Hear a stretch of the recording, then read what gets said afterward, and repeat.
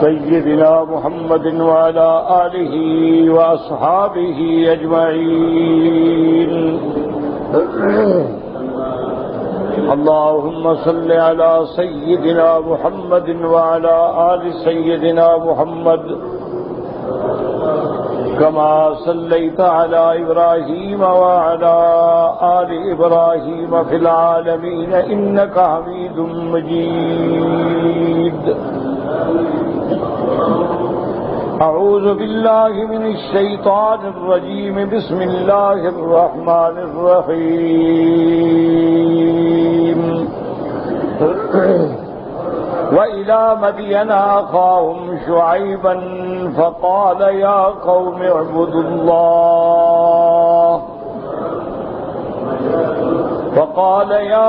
اعبدوا الله وارجوا اليوم الآخر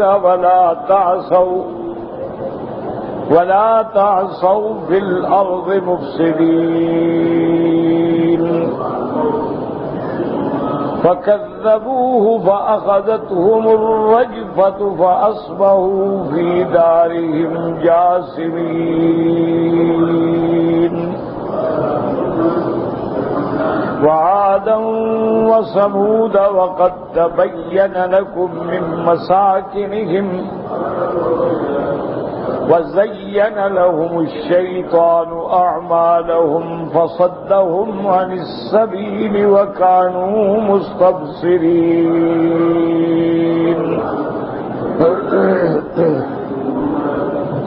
وقارون وفرعون وهامان وَلَقَدْ جَاءَهُم مُوسَى بِالْبَيِّنَاتِ فَاسْتَكْبَرُوا فِي الْأَرْضِ وَمَا كَانُوا سَابِقِينَ. فَكُلًّا أَخَذْنَا بِذَنبِهِ فَمِنْهُم مَّنْ أَرْسَلْنَا عَلَيْهِ حَاصِبًا وَمِنْهُم مَّنْ أَخَذَتْهُ الصَّيْحَةُ وَمِنْهُم مَّنْ خَسَفْنَا بِهِ الْأَرْضَ وَمِنْهُم مَّنْ أَغْرَقْنَا وَمَا كَانَ اللَّهُ لِيَظْلِمَهُمْ وَلَكِنْ كَانُوا أَنفُسَهُمْ يَظْلِمُونَ. اللہ تبارک و تعالی نے کلام مقدس کی ان آیات مبارکہ میں جیسا آپ نے الحمدللہ پڑھا ہے کہ قوم لوط اور ان کی ہلاکت کا ذکر کیا گیا. اب اختصار کے ساتھ اللہ نے دیگر قوموں کا ذکر فرمایا ہے. اللہ نے فرمایا وَإِلَىٰ مَدْيَنَ، ہم نے مدین کی طرف ان کے بھائی حضرت شعیب کو بھیجا. فَقَالَ يَا قَوْمِ اعْبُدُوا اللَّهَ وَارْجُوا الْيَوْمَ الْآخِرَ وَلَا تَعْثَوْا فِي الْأَرْضِ مُفْسِدِينَ. تو انہوں نے بھی اپنی قوم کو یہی دعوت دی کہ اللہ کی عبادت کریں. اسی لیے میں نے متعدد بار عرض کیا ہے کہ تمام انبیاء جتنے اللہ نے بھیجے ہیں، کیوں بعض روایات میں ذکر آتا ہے کہ 1,24,000 پیغمبر اللہ نے نبی بھیجا ہے، اور ان میں 313 جو ہیں وہ اللہ کے رسول ہیں. اور ہر رسول جو ہے وہ نبی ہوتا ہے، لیکن ہر نبی جو ہے وہ رسول نہیں ہوتا. رسول صاحب شریعت ہوتا ہے. جیسے موسیٰ علیہ السلام رسول ہیں، لیکن ہارون علیہ السلام نبی، کہ وہ حضرت موسیٰ علیہ السلام کی شریعت کتاب تورات کے پابند تھے. ان کو اللہ نے کوئی الگ کتاب الگ شریعت نہیں. بہرحال جتنے بھی اللہ نے پیغمبر بھیجے ہیں ان کے اندر یہ 3 مسئلے جو ہیں نا ان میں کسی قسم کا اختلاف نہیں ہے اور یہی بنیادی مسائل ہیں. اسی پر دین کا اس اساس ہے, اسی پر نجات کا اساس ہے, اسی پر جنت دوزخ کے فیصلے ہیں. اصل یہ 3 مسئلے سارے قرآن میں آپ نظر دوڑائیں, ہر جگہ آپ کو یہ 3 مسئلے ضرور لازم نظر آئیں گے. پہلا مسئلہ کیا ہے کہ اللہ کی توحید, اور توحید کا معنی یہ نہیں ہوتا کہ اللہ کو ایک مانو, یہ توحید نہیں ہوتی. آج کل لوگ یہی سمجھتے ہیں جی ہم کلمہ پڑھتے ہیں خدا کو مانتے ہیں بس ٹھیک ہے خلاص بات ختم ہو گئی.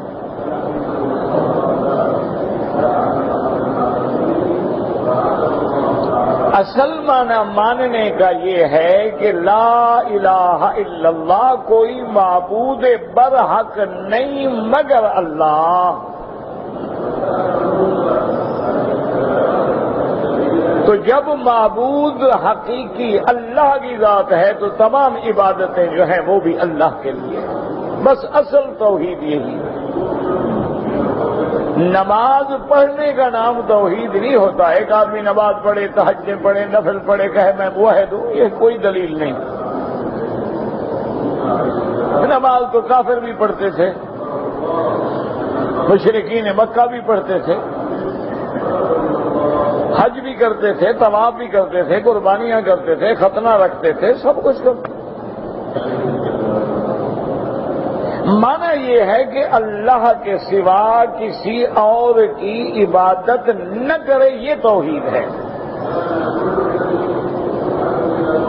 اللہ کی عبادت کرنے کا نام توحید نہیں. اللہ کے سوا کسی غیر کی عبادت نہ کرنے کا نام توحید ہے. من نماز عبادت ہے, رکوع عبادت ہے, سجدہ عبادت ہے, دعا عبادت ہے, مانگنا عبادت ہے, نظر نیاز عبادت ہے. یہ اگر صرف اللہ کے لیے ہے تب توحید ہے. اگر غیر اللہ کے لیے ہے تو پھر توحید نہیں ہے. اس لیے ہر پیغمبر نے ایک ہی دعوت دی کہ اللہ کی عبادت کرو, اللہ کی عبادت کرو, اللہ کی عبادت کرو, اور آخرت پہ پورا یقین رکھو. یہی بات حضرت شعیب علیہ السلام نے بھی قوم سے کی. فقال یا قوم اعبدوا اللہ, اللہ کی عبادت کرو, وارجوا الیوم الآخر, اور آخرت پہ یقین رکھو. ولا تعصوا فی الارض مفسدین, اور زمین میں فساد نہ پھیلاؤ. اب زمین میں فساد کا کیا معنی ہوتا ہے؟ شرک کرو یہ بھی فساد ہے, گناہ کرو یہ بھی فساد ہے, قتل کرو, زنا کرو, شراب خوری کرو, یہ سب فساد ہے. لیکن اللہ فرماتے ہیں یہاں اختصار ہے, قصے میں تفصیل نہیں ہے. فَكَذَّبُوهُ فَأَخَذَتْهُمُ الرَّجْفَةُ, لیکن قوم نے حضرت شعیب کی بات نہ مانی, حضرت شعیب علیہ السلام کی تکذیب کی اور آپ کی دعوت پر ایمان نہ لے آئے تو نتیجہ کیا نکلا؟ اللہ فرماتے ہیں فَأَخَذَتْهُمُ الرَّجْفَةُ فَأَصْبَحُوا فِي دَارِهِمْ جَاثِمِينَ.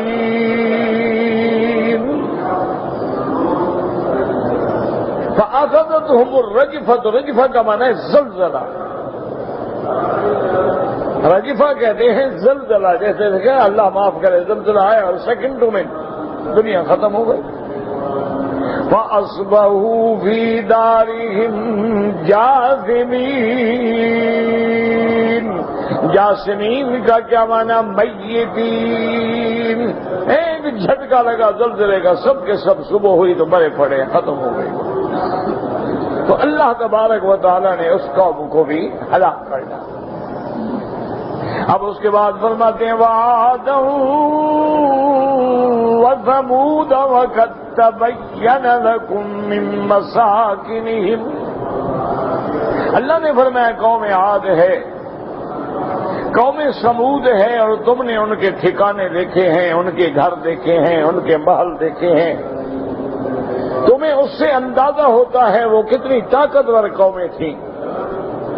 وَزَيَّنَ لَهُمُ الشَّيْطَانُ أَعْمَالَهُمْ فَصَدَّهُمْ عَنِ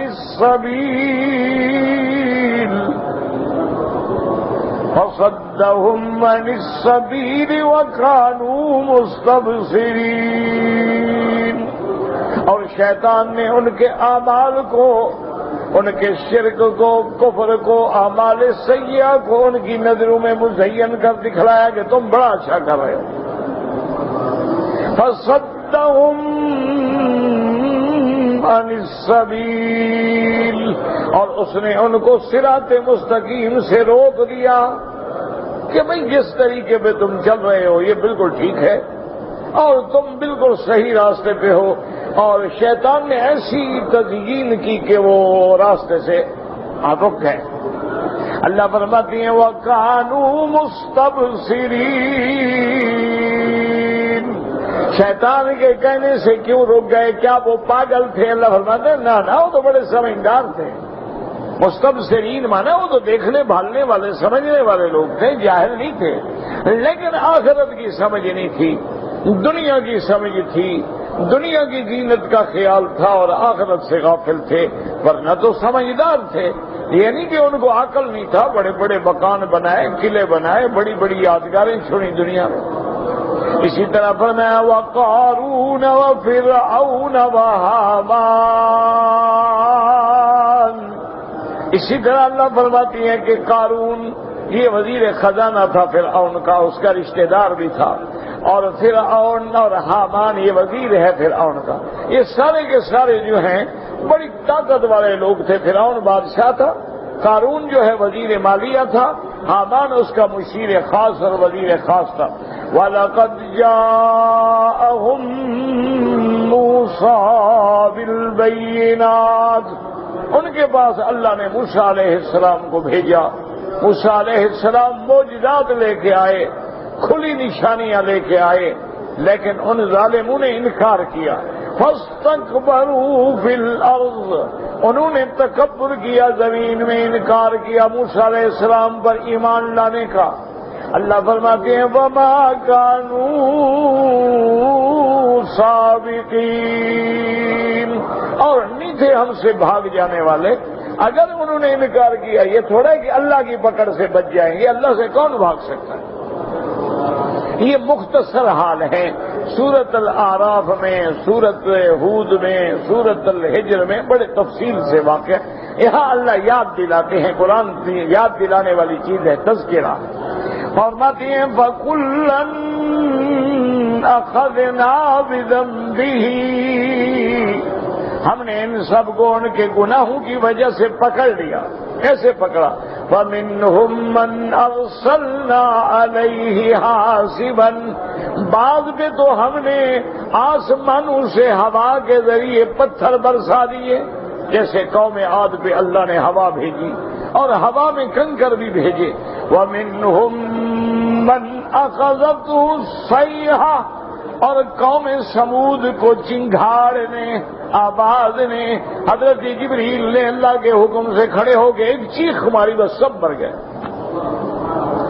وَمِنْهُمْ مَنْ أَخَذَتْهُ الصَّيْحَةُ وَمِنْهُمْ مَنْ خَسَفْنَا بِهِ الْأَرْضَ وَمِنْهُمْ مَنْ أَغْرَقْنَا، اللہ نے فرمایا ان میں سے بعض کو ہم نے زمین میں دھسا دیا، جیسے قارون ہے، اللہ نے حکم دیا زمین کو کہ پکڑ لو اس ظالم کو، اس کو اور اس کی دولت، دنیا، محلہ، سب کو زمین نگل جائے۔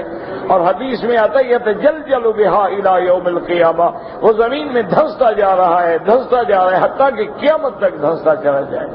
اس لیے فرماتے ہیں وَمِنْهُمْ مَنْ خَسَفْنَا بِهِ الْأَرْضَ وَمِنْهُمْ مَنْ أَغْرَقْنَا، اور ان میں سے بعض کو ہم نے غرق کر دیا، جیسے فرعون۔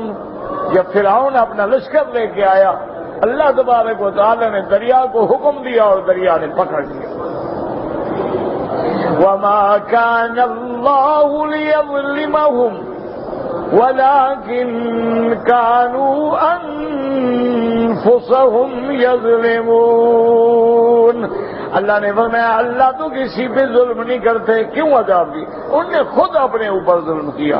ہم نے نبی بھیجے، پیغمبر بھیجے، کتابیں بھیجی، معجزات بھیجے، ان کو حق کا راستہ دکھایا، حق کی طرف بلایا، لیکن جب انکار کیا تو پھر اللہ کی پکڑ آ گئی.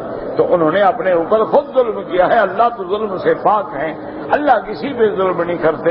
تو ان آیات میں ہمارے لیے سبق ہے کہ اگر فرعون غرق ہو سکتا ہے، اگر قوم عاد و سمود جو ہیں زلزلہ اور صیحہ سے تباہ ہو سکتے ہیں، اگر قارون اپنی دولت کے ساتھ زمین میں دھنس سکتا ہے، تو آج بھی دنیا کے فرعون جو ہیں وہ اللہ کے قہر کا مقابلہ نہیں کر سکتے، اللہ تبارک و تعالیٰ کے عذاب کا مقابلہ نہیں کر سکتے، اللہ تبارک و تعالیٰ کی پکڑ کا مقابلہ نہیں کر سکتے. تو ہمیں چاہیے کہ ہم توبہ کریں، ہمیں چاہیے کہ ہم اللہ کی طرف لوٹیں، ہمیں چاہیے کہ ہم اللہ پر ایمان لائیں، ہمیں چاہیے کہ ہم حضور پاک کی اتباع کریں، سرکار دو عالم کے نقش قدم پہ چلیں اور اپنے دین ایمان پہ مضبوطی سے جمے رہیں، تاکہ دنیا و آخرت میں اللہ ہمیں عزت و فلاح سے کامیاب و کامران فرمائے. اسی کو فرماتے ہیں مفسر، قال المؤلف والمفسر رحمہ اللہ تعالی یخبر تعالی عن عبده ورسوله. ان آیات میں اللہ خبر دیتے ہیں اپنے بندے اور اپنے رسول حضرت شعیب علیہ السلام کی، انہ انذر قومہ اہل مدین، اپنی قوم کو انہوں نے ڈرایا، فامرہم بعبادۃ اللہ وحدہ لا شریک لہ. پیغمبر نے ان کو دعوت دی کہ اللہ کی عبادت کرو، اس کی عبادت میں کسی کو شریک نہ کرو. سب سے بڑا عقیدہ یہی ہے کہ تمام انواع عبادت جو ہیں وہ اللہ کے لیے ہیں.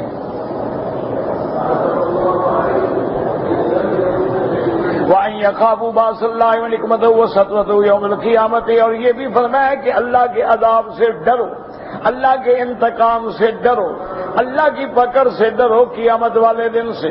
وَقَالَ يَا قَوْمِ اعْبُدُوا اللَّهَ وَارْجُوا الْيَوْمَ الْآخِرَ. فرماتی ہیں قال ابن جریر قال بعضهم معناه وارجو کا معنی واخشوا اليوم الآخر، قیامت سے ڈرو، یعنی قیامت کی امید رکھو. جب قیامت میں یقین ہوگا تو ڈرے گا نا. جس کا قیامت میں ایمان ہی نہ ہو وہ کیا قیامت سے ڈرے گا؟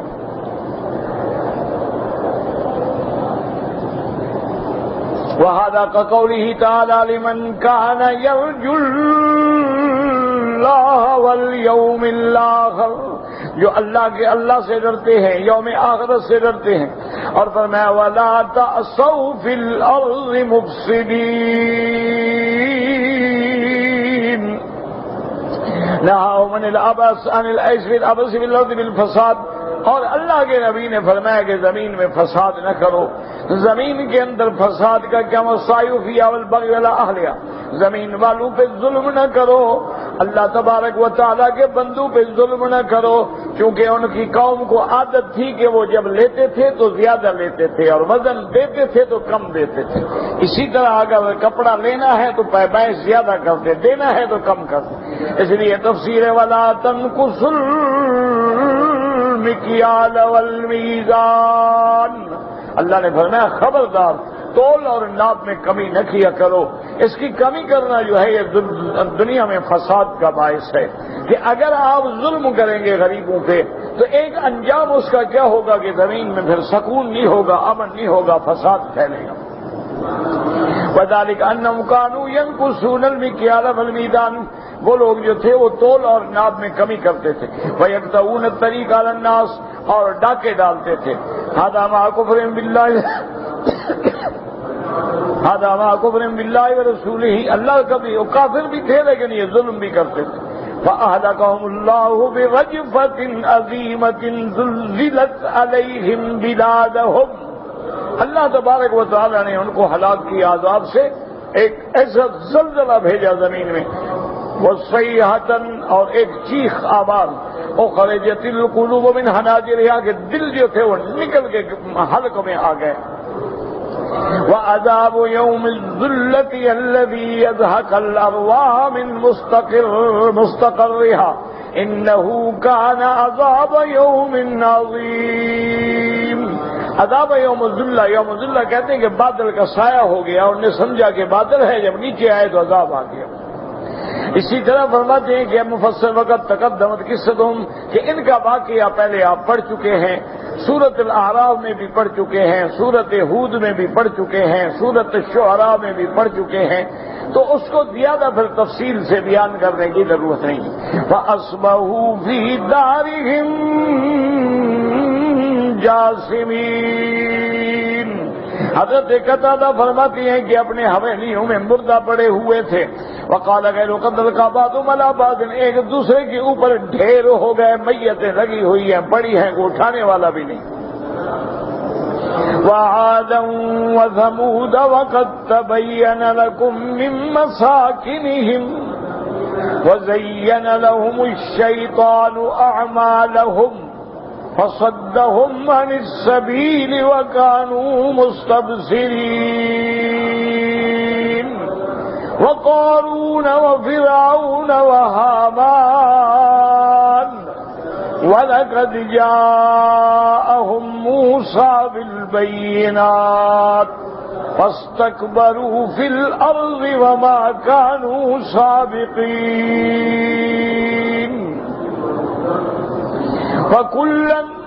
فَكُلًّا أَخَذْنَا بِذَنبِهِ فَمِنْهُمْ مَنْ أَرْسَلْنَا عَلَيْهِ حَاصِبًا وَمِنْهُمْ مَنْ أَخَذَتْهُ الصَّيْحَةُ وَمِنْهُمْ مَنْ خَسَفْنَا بِهِ الْأَرْضَ وَمِنْهُمْ مَنْ أَغْرَقْنَا وَمَا كَانَ اللَّهُ لِيَظْلِمَهُمْ وَلَكِنْ كَانُوا أَنفُسَهُمْ يَظْلِمُونَ.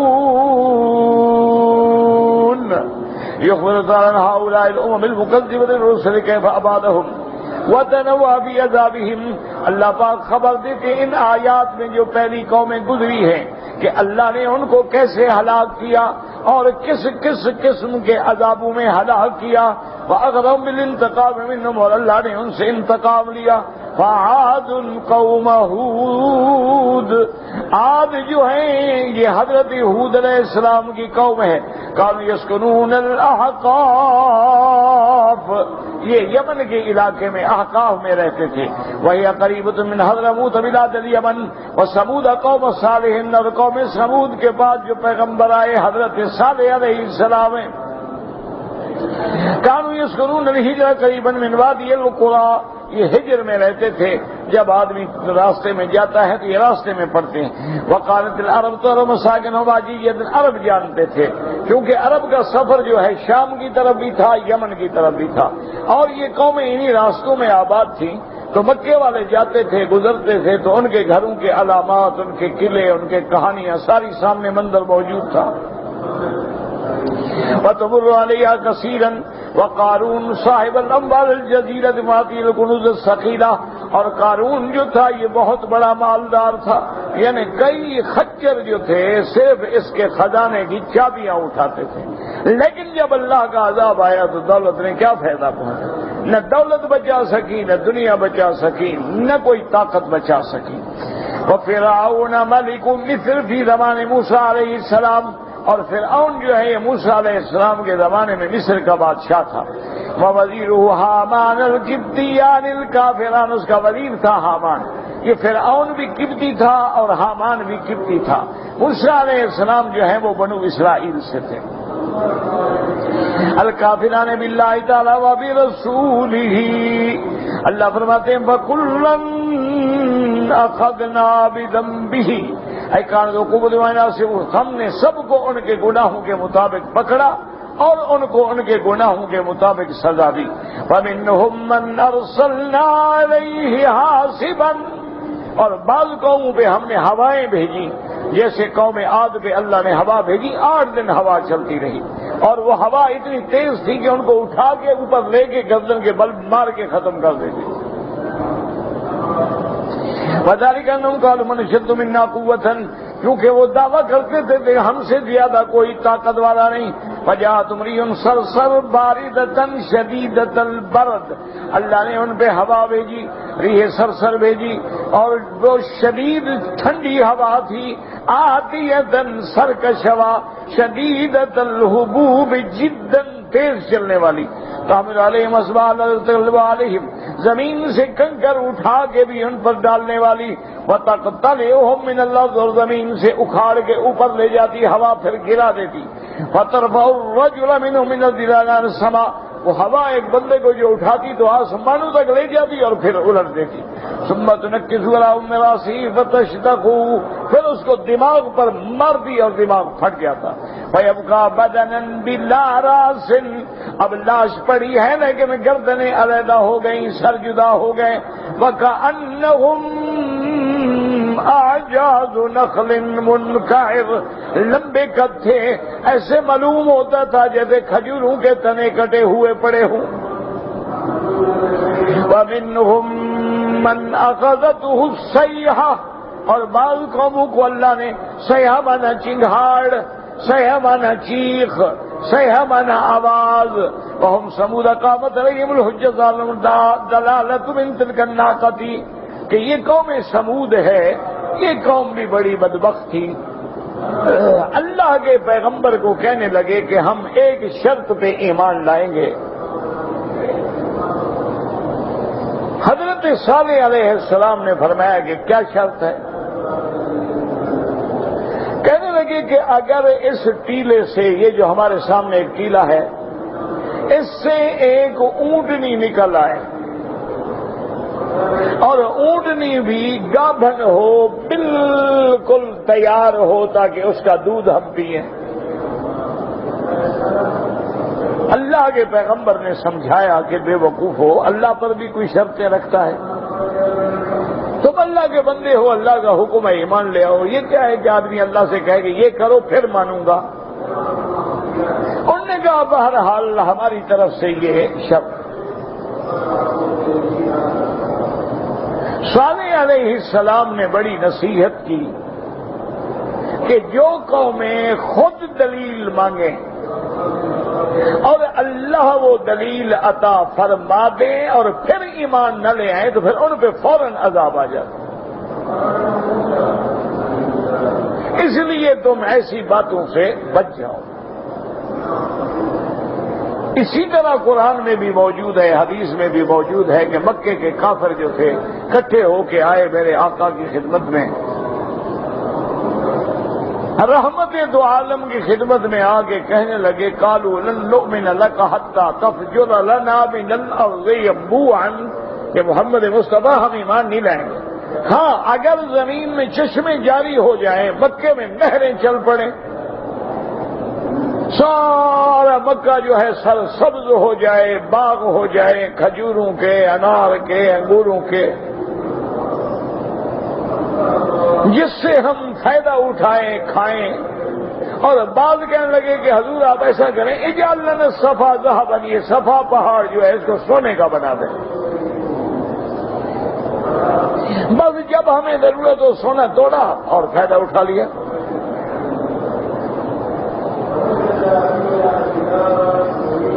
تو حضور پاک رحمت دو جہاں تھے، آپ کے دل میں بھی خیال آیا کہ اللہ کے آگے کوئی مشکل تو ہے نہیں، اللہ چاہے تو پہاڑ بھی سونے کا بن جائے۔ اللہ نے جبریل بھیجا کہ میرے محبوب جو کچھ کافر مانگتے ہیں ہمیں دینے میں کوئی مشکل نہیں ہے، کون فیکون،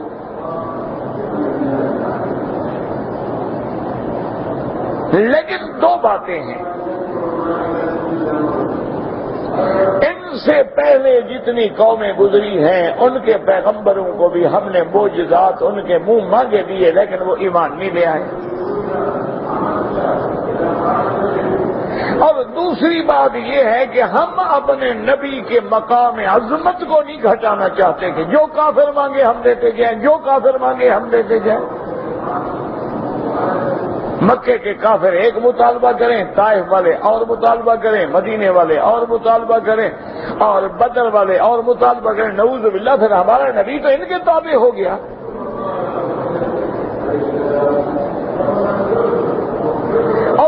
تیسری بات یہ ہے کہ جو ہم نے آپ کو معجزے دیے ہیں وہ اتنے عظیم معجزے ہیں. قرآن سے بڑا معجزہ کیا ہے؟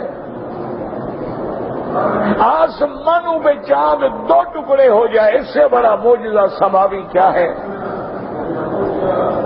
اتنے بڑے معجزات کے بعد بھی یہ نہیں مانے ہیں تو اب یہ کون سا ایمان لائیں گے؟ اور چوتھی بات یہ ہے کہ میرے محبوب، اگر آپ چاہتے ہیں کہ ہم ان کی باتیں مان لیں تو ان سے بات کر لیں کہ اگر یہ معجزات ہم دکھا دیں اور پھر ایمان نہ لاؤ تو پھر میں ان کو فوراً ہلاک کر دوں، پھر اللہ کا عذاب ان کو پکڑ لے گا اور ایک بھی نہیں بچے گا. ورنہ ان کو چھوڑ دیں، جو ایمان لائے گا لائے گا، جو نہیں لائے گا نہیں لائے گا. تو اب حضور پاک نے عرض کیا کہ یا اللہ مجھے نہیں چاہیے، ان کو ان کے حال پہ چھوڑ دیں. جن کے مقدر میں ہدایت ہے وہ پا جائیں گے اور جن کے مقدر میں ہدایت نہیں ہے وہ گمراہ ہو جائیں گے. آپ کا فیصلہ.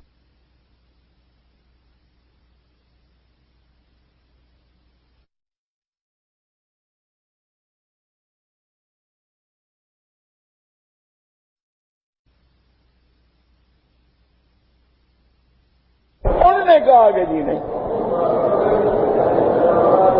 حضرت صالح علیہ السلام نے رات کو 2 رکعت نماز پڑھی، اللہ کے آگے فریاد کی کہ یا اللہ قوم ضد پہ آ گئی، اور آپ کے لیے تو کوئی مشکل نہیں ہے کہ اس ٹیلے سے ایک اونٹنی نکل آئے. اللہ نے حکم بھیجا کہ پیغمبر اپنی قوم کو اکٹھا کرو، ہم ان کے سامنے اونٹنی نکالتے ہیں. لیکن ایک امتحان بھی ہے ساتھ میں. وہ اونٹنی جو ہے، ایک تو وہ جہاں جائے چرے کھائے پیے، کوئی تمہاری قوم کا بندہ اس کو تکلیف نہ پہنچائے. وَلَا تَمَسُّوهَا بِسُوءٍ، اس کو کوئی ذرے کے برابر بھی تکلیف نہ پہنچے. اور دوسرا یہ ہے کہ ایک دن جتنا چشمے کا پانی ہے وہ اونٹنی پیے گی اور تمہاری قوم جو ہے وہ دودھ پیے گی، اور ایک دن تمہاری قوم پانی پیے گی اور اونٹنی پانی نہیں پیے گی. تو یہ اب ان کی تقسیم ہو گئی، ایک دن اونٹنی کے لیے ایک دن ان کے لیے. اور جس دن ان کو پانی نہیں ملے گا دودھ ملے گا، اور اس کا دودھ اتنا ہوگا کہ ساری قوم پیے گی. قوم آ گئی، قوم کے سامنے اللہ نے اپنے پیغمبر کو سچا کیا اور ان کے سامنے اونٹنی جو ہے آواز نکالتی ہوئی ٹیلے سے کھڑی ہو گئی، بالکل تیار تھی. اس کی بچہ پیدا ہوا، اب دودھ کا موسم شروع ہو گیا. اتنا دودھ تھا کہ ساری قوم پی پی کے تھک جاتی لیکن دودھ ختم نہ ہو. اب جناب جب چند دن گزر گئے تو سارے کافر جو تھے، سردار جو تھے، اکٹھے ہوئے، کہنے لگے بھئی ہم تو بڑے تنگ آ گئے ہیں. یہ کیا مانا ہے کہ ایک دن ہمیں پانی ملتا ہی نہیں، سارا پانی جو ہے وہ اونٹنی پی جاتی ہے. یہ کیا مطلب ہوا کہ ایک دن ہمیں پانی ملے اور ایک دن نہ ملے؟ لہذا انہوں نے چند آدمیوں کو تیار کیا کہ تم لوگ جو ہے اس اونٹنی کے راستے پہ چھپ کے بیٹھ جاؤ، اور جب وہ اونٹنی گزرے تو اس اونٹنی کو مارنا ہے، قتل کرنا ہے، ختم کرنا ہے، ذبح کرنا ہے.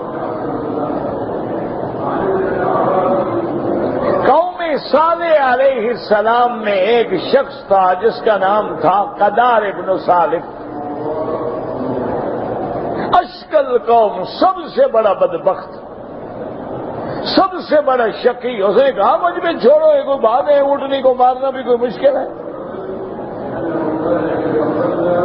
اسی لیے ایک روایت میں آتا ہے کہ دنیا میں 2 آدمی بڑے بدبخت ہیں.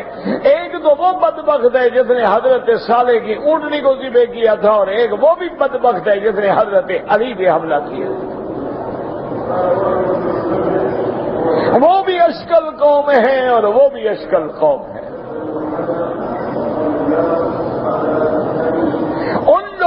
یہ کیا کہ 7-8 آدمی گھات لگا کے بیٹھ گئے. اونٹنی تھی بہت بڑی روب والی اور بہت بڑی جسے والی. انہوں نے طریقہ یہ اختیار کیا قدار ابن صالح بدبخت نے کہ جب اونٹنی قریب سے گزری نہ تو اس کے پاؤں کی کونچیں جو تھی نا یہ تلوار سے کاٹ ڈالی. جب رگیں کٹ گئی تو خون بہنا شروع ہو گیا.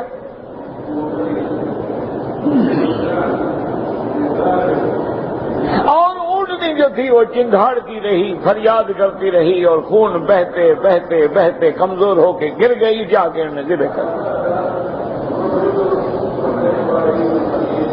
حضرت صالح علیہ السلام کو اطلاع ملی. آپ نے آگے دیکھا تو آپ نے فرمایا کہ قوم تم لوگوں نے بہت زبردست ظلم کیا ہے اور میں نے تم کو بتا دیا تھا کہ وَلَا تَمَسُّوهَا بِسُوءٍ فَيَأْخُذَكُمْ. اگر تم نے اونٹنی کو تکلیف پہنچائی گی اللہ کا عذاب تمہیں پکڑ لے گا. انہوں نے کہا کیا عذاب پکڑے گا؟ جائیں جو عذاب آتا ہے آنے میں. تو اسی کا اللہ نے ذکر کیا ہے کہ قوم صالح نے جب نافرمانی کی, جب انکار کیا, جب پیغمبر سے اعراض کیا تو پھر ہم نے ان کو بھی اپنا عذاب بھیج کے تباہ کر ڈالا. اور ان کو جو ہلاک کیا گیا ہے, مفسرین رحمت اللہ علیہ فرماتے ہیں کہ قرآن نے کہا ہے صیحہ. صیحہ کا معنی ہوتا ہے آواز, کہ حضرت جبریل نے ایک آواز دی. وہ آواز اتنی شدید تھی کہ کانوں کے پردے پھٹ گئے, دل پھٹ گئے اور سب ختم.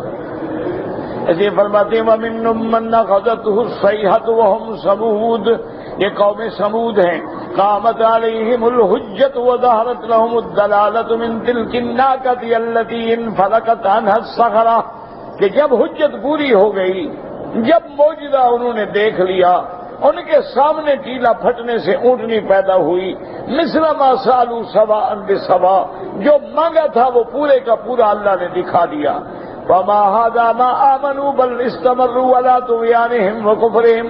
لیکن اس کے باوجود بھی وہ ایمان نہ لے آئے, اپنے کفر پہ اڑے رہے. وتحدثوا نبی اللہ صالحا, اور حضرت صالح کو دھمکیاں بھی دینے لگے. ومن آمن معه وتوعدوهم بأن يخرجوهم ويرجموهم. اللہ کے نبی کو کہنے لگے کہ ہم آپ کو اور آپ کے ساتھ ایمان والوں کو اپنی بستی سے نکال دیں گے.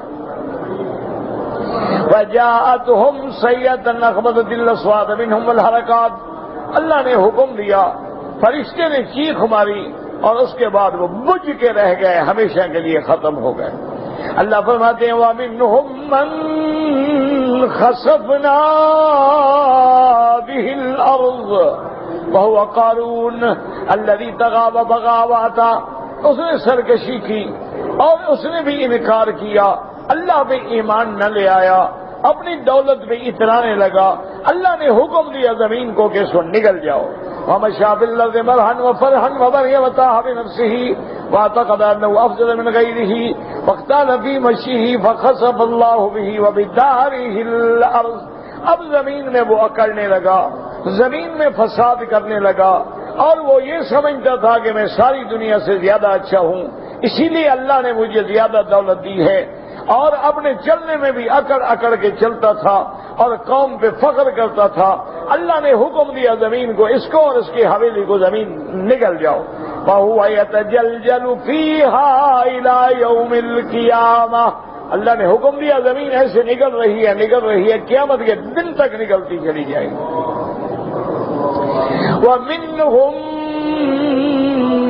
مَنْ أَغْرَقْنَا وَمَا كَانَ اللَّهُ لِيَظْلِمَهُمْ وَلَكِنْ كَانُوا أَنفُسَهُمْ يَظْلِمُونَ. وَمِنْهُمْ مَنْ أَغْرَقْنَا وَفِرْعَوْنَ وَزِيرُ هَامَانَ وَجُنُودُهُ وَمِنْ آخَرِهِمْ أُغْرِقُوا فِي صَيْحَةٍ وَاحِدَةٍ. فرعون, اس کے وزیر, اس کی فوج, ساری کی ساری ایک لہجے میں اللہ نے دریا میں غرق کر دی. فَلَمْ يَنْجَ مِنْهُمْ مُخْبِرٌ. ان میں ایک بھی نہیں بچا کہ کم از کم لوگوں کو جا کے خبر تو دے کہ بھی کیا ہوا, سارے کے سارے غرق ہو گئے. وَمَا كَانَ اللَّهُ لِيَظْلِمَهُمْ أَيْ فِيمَا فَعَلَ بِهِمْ. اللہ نے ان قوموں پہ جو عذاب کیا, اللہ ظلم نہیں کرتے. وَلَٰكِنْ كَانُوا أَنفُسَهُمْ يَظْلِمُونَ إِنَّمَا فَعَلَ ذَٰلِكَ بِهِمْ جَزَاءً وِفَاقًا بِمَا كَسَبَتْ أَيْدِيهِمْ. اللہ نے تو ان کو ان کے اعمال کی سزا دی ہے کہ جو انہوں نے اعمال کیے ہیں اس پر اللہ نے ان کو پکڑا ہے. وهذا الذي ذكرناه ظاهر السياق الآية وعن باب اللف والنشر وهو أنه ذكر الأمم المكذبة ثم قال فكلا أخذنا بذنبه من هؤلاء المذكورين وإنما نبهت إلى هذا أنه كذب قال بعضهم نصر على هذا وقال قوم لوط. اللہ نے سب کو ان کے گناہوں کے مطابق پکڑا. حضرت ابن عباس فرماتے ہیں کہ پتھر جو برسائے گئے وہ قوم لوط پہ برسائے گئے. وَمِنْهُمْ مَنْ أَغْرَقْنَا قَوْمَ نُوحٍ انہوں نے کہا غرق ہونے والے جو ہیں حضرت نوح علیہ السلام کی قوم ہے. وَهَذَا مُنْقَطِعٌ عَنْ ابن عباس فَإِنَّ ابن جُرَيْجٍ لَمْ يُدْرِكْهُ ابن جریج نے جو روایت کی ہے ان کا حضرت ابن عباس سے ملاقات ہی نہیں ہے. ثم قذف الله في هذه السورة إهلاك قوم نوح بالطوفان وقوم لوط من ذلك من السماء وأطال السياق وفضل من ذلك بين هذا السياق. اور اللہ تبارک و تعالی نے باقاعدہ ذکر فرمایا ہے کہ قوم نوح کو اللہ نے طوفان سے ہلاک کیا, قوم لوط پہ اللہ نے عذاب اتارا اور بڑی تفصیل سے. وقال قتادہ ومنهم من أرسلنا عليه حاصبا قال قوم لوط ومنهم من أخذته الصيحة قوم شعيب وهذا بعيد أيضا. یہ قول بعید ہے, قول صحیح وہی ہے جو ہم نے الحمدللہ پہلے پڑھا ہے. واللہ اعلم.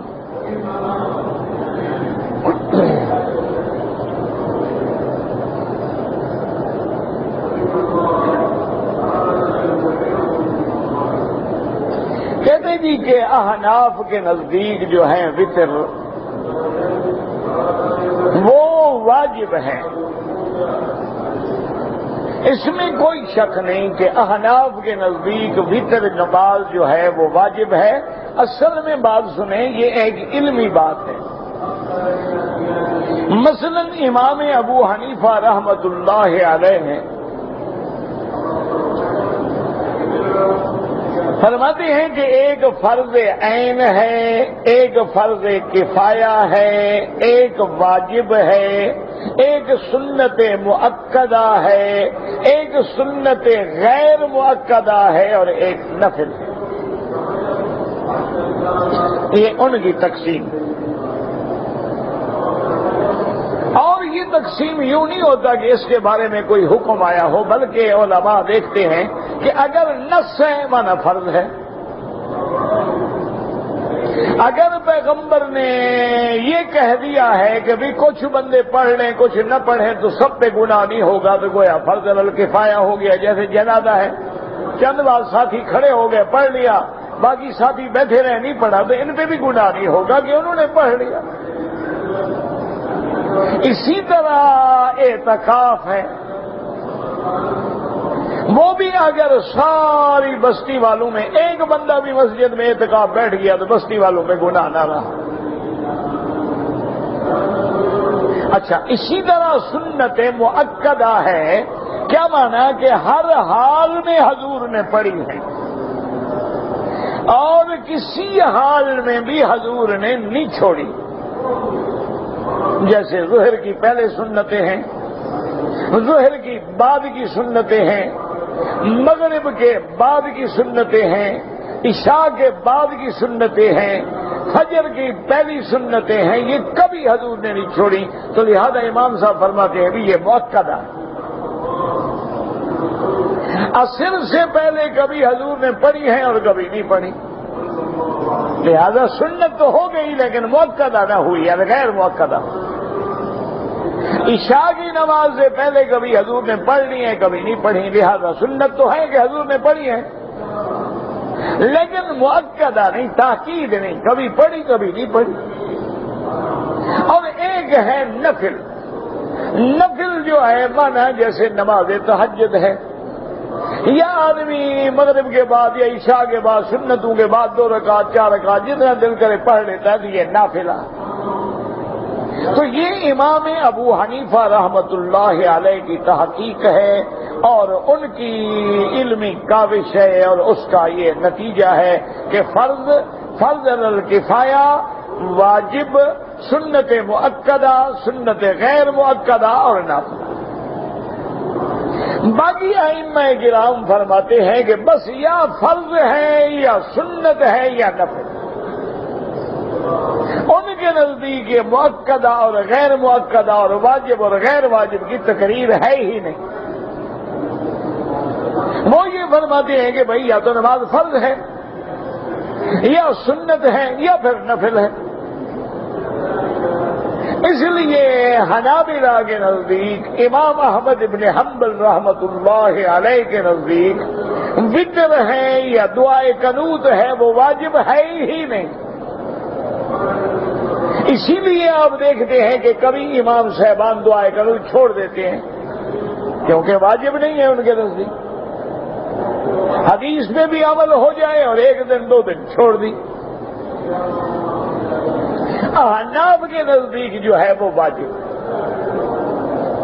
اب مسئلہ یہ ہے کہ اگر حنفی ان کے پیچھے وتر پڑتا ہے تو بات یاد رکھیں کہ مثلا حضرت گنگوہی رحمت اللہ علیہ سے جو اپنے دور میں بہت بڑے فقیہ اور بہت بڑے عالم اور بہت بڑے محقق گزرے ہیں، حتیٰ کہ علم اور مسئلے کے بارے میں اتنے سخت تھے کہ ان کے پیر تھے حضرت حاجی امداد اللہ، لیکن مسئلہ میلاد پہ جب بات ہوئی انہوں نے کہا میلاد میں نہیں جانتا، نہ قرآن میں ہے نہ حدیث میں، بدعت ہے۔ بہت سارے لوگوں نے جا کے حضرت گنگوہی سے کہا کہ عجیب بات ہے، آپ پیر بھی مانتے ہیں، بیعت بھی کرتے ہیں اور ان کی مخالفت بھی کرتے ہیں، وہ میلاد کرتے ہیں، آپ کہتے ہیں میلاد بدعت ہے۔ تو حضرت گنگوہی نے فرمایا کہ ہم نے حاجی صاحب کو پیر اس لیے تو نہیں پکڑا تھا کہ ہمیں شریعت کے مسئلے سمجھائیں، فرمایا ہم نے تو اپنی اصلاح باطن کے لیے ان کو اپنا شیخ بنایا تھا۔ جہاں تک شریعت اور کتاب و سنت کا مسئلہ ہے، فرمایا الحمدللہ حاجی صاحب بھی مجھ سے پوچھتے ہیں۔ تو ان سے بعض آدمیوں نے سوال کیا کہ حضرت ہم جب مکے مدینے میں جاتے ہیں تو وہ جب نماز عصر پڑھتے ہیں تو حنفی مسلک میں تو ابھی ظہر کا وقت ہوتا ہے، عصر کا وقت شروع ہی نہیں ہوا، تو ہم لوگ کیا کریں؟ انہوں نے فرمایا حرم کی جماعت کبھی نہ چھوڑو، اپنے مسلک کو چھوڑ دو۔ انہوں نے فرمایا کہ حرم کی جماعت کا نہ ملنا جو ہے یہ بہت بڑی بدقسمتی ہے، اس لیے تم اپنے مسلک کو چھوڑ دو لیکن حرم کی جماعت نہ چھوڑو۔ حرم میں جاؤ اور جماعت کے ساتھ بڑھو، اللہ قبول فرمائیں گے، اگر وہ بھی تو ایک امام کی تحقیق ہے اور وہ امام بھی برحق ہے۔ تو اس لیے میرے عزیز انشاءاللہ جن لوگوں نے پڑھے ہیں اللہ ان سب کے وتر قبول فرمائے۔ اگر اس کے باوجود بھی کوئی آدمی اپنے مسلک پہ شدت سے قائم رہنا چاہتا ہے تو علیحدہ پڑھ لے، کوئی پابندی نہیں، کوئی سختی نہیں، وہ تہجد کے ساتھ پڑھ لیا کرے، کوئی ایسا مسئلہ نہیں ہے۔ لیکن جن لوگوں نے پڑھے ہیں انشاءاللہ ثم انشاءاللہ ان کے بھی قبول ہیں، جنہوں نے علیحدہ پڑھے ہیں ان کے بھی قبول ہیں، کوئی ایسا مسئلہ نہیں ہے کہ جس پہ بلا وجہ آدمی اپنے ذہن کو منتشر کرے۔ دیکھو نا آخر فرض نمازیں بھی تو ہم ان کے پیچھے پڑھ رہے ہیں کہ نہیں پڑھ رہے ہیں؟ حج بھی تو ان کی قیادت میں پڑھیں گے نا انشاءاللہ، انشاءاللہ کوئی جھگڑا نہیں۔ یہ تمام ائمہ اربعہ جو ہیں برحق ہیں۔ یہ تمام ائمہ اربعہ کی مثال یوں سمجھ لو کہ جیسے حرم کے 4 بڑے دروازے ہیں، ہر دروازے سے آنے والا آ تو کعبے میں رہا ہے نا، کسی اور جگہ تو نہیں جا رہا۔ اسی طرح ان 4 ائمہ کا ماننے والا جو ہے اصل آ تو رہا ہے حضور کی اتباع میں۔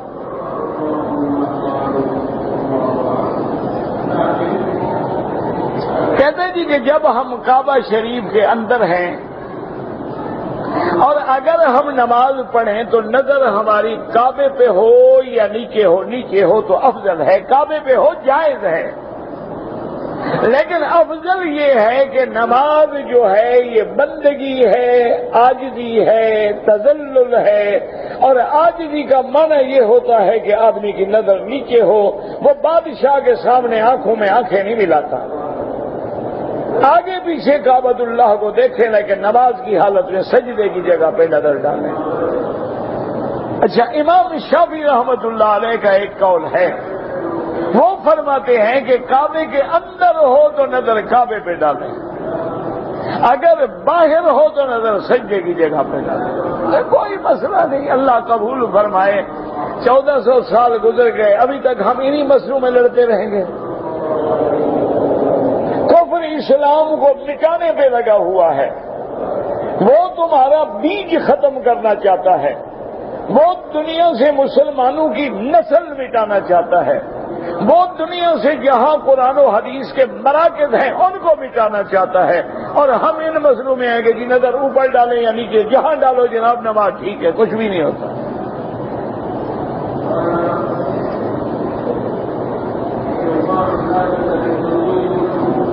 اگر کسی نے شوال کے مہینے میں عمرہ کیا ہے اور عمرہ بھی میقات سے کیا ہو، اور پھر حج کرنے کی بھی نیت ہے اور اسی سال حج کرے تو حج تمتع ہوگا، ایک بکری دے گا۔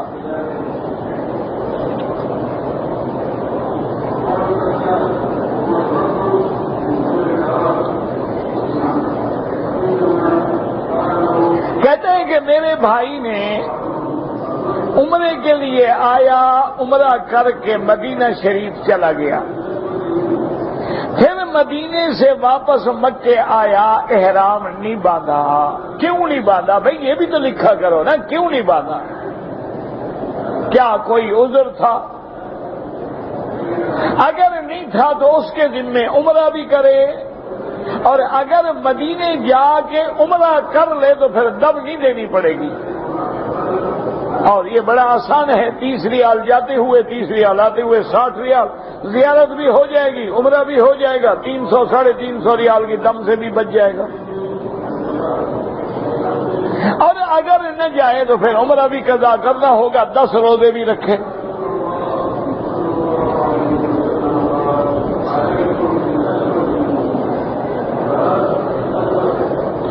کہتے ہیں جی کہ میں نے 12 سال سے اپنی والدہ کے نام سے پیسے بھیجتا تھا، وہ خرچہ زیادہ کر دیتے ہیں، میں نے بھیجنا بند کر دیا ہے۔ ماشاءاللہ، آپ نے بڑا اچھا کیا۔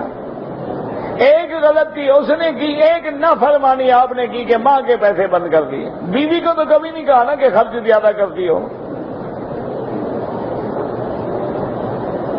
اللہ کے بندے، اس کی ضرورت کے مطابق تمہارا فرض ہے کہ بھیجو۔ ہاں، اگر وہ فضول خرچ کرتے ہیں تھوڑے کر دو، یہ تو نہیں کہ بھیجنا ہی بند کر دو۔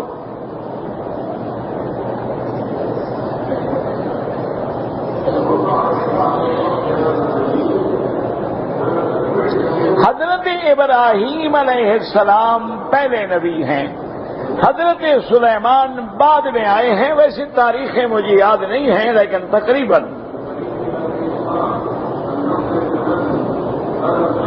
کہتے جی کہ میں نے پاکستان میں ویزا 10,000 ریال پتہ نہیں کیا کروں گا، میری کفالت کوئی قبول نہیں کرتا، میں کسی کا کفیل نہیں بن سکتا ہوں، اس لیے کہ جو آدمی حرم میں مدرس ہو، استاد ہو، نہیں بنتا۔ مجھے پڑھانے کا کہ پڑھنا ہے تو پڑھو۔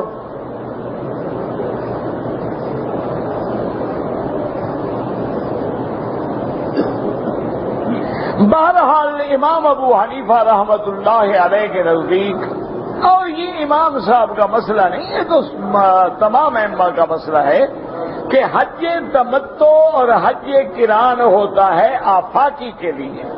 ذالک لمن لم یکن اہلہ حاضر المسجد الحرام، جو لوگ مکے میں نہیں رہتے وہ کر سکتے ہیں تمتع، جو مکے میں رہتے ہیں وہ تمتع نہیں کر سکتے، نہ قران کر سکتے ہیں۔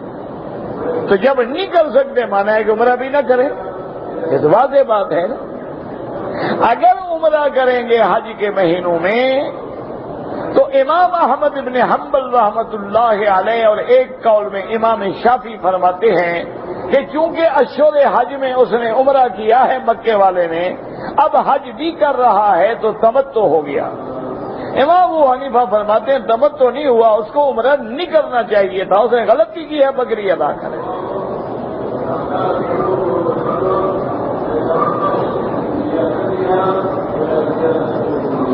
اب مکے میں رہنے والا جو ہے وہ مدینہ منورہ یا طائف جائے تو کیا کرے؟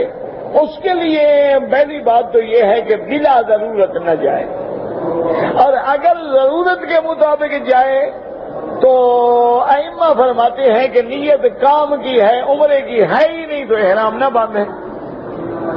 اور امام ابو حنیفہ رحمت اللہ علیہ کے نزدیک ہے کہ وہ تھوڑا سا یوں کرے کہ مدینے سے جدہ آ جائے، مدینے سے نیت کرے جدے آنے کی، جدے آنے کے بعد پھر مکے آ جائے تو احرام نہ باندھے۔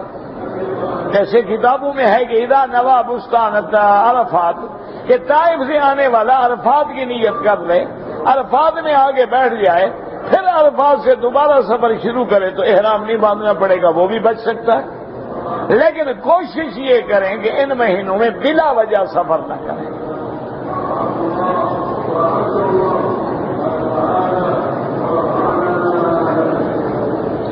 کہتے ہیں جی کہ ہمارے ملک بنگلہ دیش میں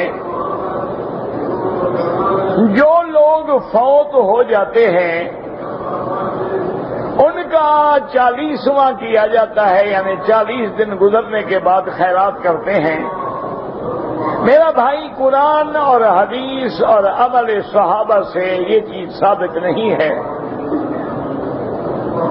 یہ رسم و رواج ہیں جو لوگوں نے بنائے ہیں کہ تیسرے دن کل کرتے ہیں، پھر 7 جمعراتیں کرتے ہیں، پھر 40واں کرتے ہیں، یہ رواج ہے، اس کا شریعت سے کوئی تعلق نہیں